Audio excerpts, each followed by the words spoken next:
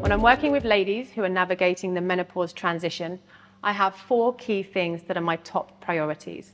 The first one is muscle mass. I want to make sure that my ladies have a healthy muscle mass.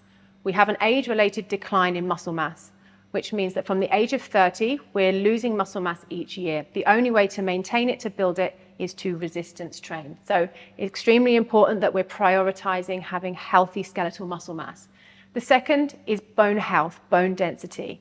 As we age, again, we're losing bone density. So we want to make sure we're training our bodies and we're looking after ourselves in a way that is going to build a strong, healthy skeleton.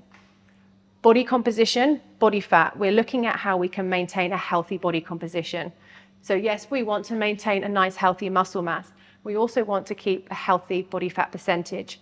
But more importantly, for women in the menopause transition, I'm looking at a specific type of body fat. I'm looking at visceral fat. A common symptom of perimenopause is to have belly fat, so fat stored deep in the belly around the midsection. So this is what we call visceral fat.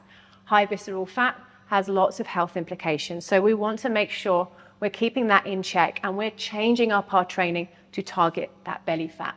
And the last one is joint health. So we know, again, a common symptom of perimenopause, joint pain. So we want to make sure we're incorporating strong, healthy joints as how we train and what we do on a weekly basis. Program design. So what does my program incorporate? So to make sure that we're looking after these 4 priorities. So the first is strength training. So we want to lift weights, prioritizing those big compound movement patterns, getting into the gym and challenging ourselves to lift heavy. Yes, that can be a bit of a journey, but getting there and being able to lift those weights is extremely important to our menopausal health. Power training. So we know that we lose power as we age. If you don't use it, you lose it. So we want to be bringing in power training and also plyometric training. So these are going to come together to help to facilitate that healthy muscle mass, but also to keep our bones healthy and to manage that body composition. Mobility, movement. These are kind of your sidelines. You can do these as often as you like. So we want to mobilize the joints. We want to work our joints through their full range of motion. Maybe that's stuff we can be doing in the gym setting.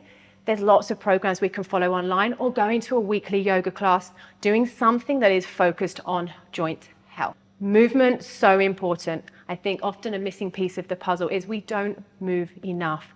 Especially as we come into perimenopause, menopause, we can often see a decline in our non-exercise activity, so how much we move in a day. A big priority for all my clients is getting in those daily steps. So ideally, we're looking around 8,000 steps a day, but getting outside, walking, moving the body as often as we can. So, so important. And also lifestyle. So everything will come back to lifestyle. So we can be putting all of the right things into place in terms of how we exercise, but if we're not matching that with our lifestyle and how we live our lives day to day, we're not going to get the same benefits. So what are my top priorities? Sleep. Sleep is huge. We really have to home in on our sleep hygiene, sleep quality. It becomes increasingly difficult. A lot of women will have sleep difficulties, so something we really need to prioritize within our program design. Stress management. We know through the perimenopause transition, cortisol is high. Our hormones are all over the place. Our body's in a bit of chaos. Stress physiologically is already high. We then have daily stress. We have the stress of our job, stress of family, stress of life. So bringing in stress reduction strategies is super important. Maybe that's meditation. Maybe it's getting out in nature. Maybe it's an afternoon at the beach on your own with a book. But we need to bring in daily, weekly stress reduction strategies. And lastly, nutrition. We know this. Nothing will happen if we don't get our nutrition in check. So we hear it all the time, protein, protein, protein. And in perimenopause, it couldn't be more true. We have a drop in estrogen, which means that it's harder for our bodies to build muscle. We know muscle, top of that list. We really need to protect muscle mass and build it so we get that healthy muscle mass. So getting in that protein is really key. One thing that I work with my ladies is not just about getting enough protein, but it's when we get our protein. So we want to think about timing our protein with our training. So if I'm coming in, I'm doing a strength session, I'm going to be getting in some protein within 30 minutes of leaving that gym. Super important. Lots of different ways we can get more protein, but it becomes super key.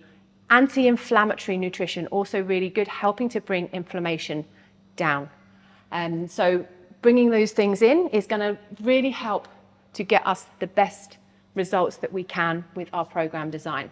So when we're bringing this all together, what's really important is that it's a bespoke program which is designed around the client's lifestyle.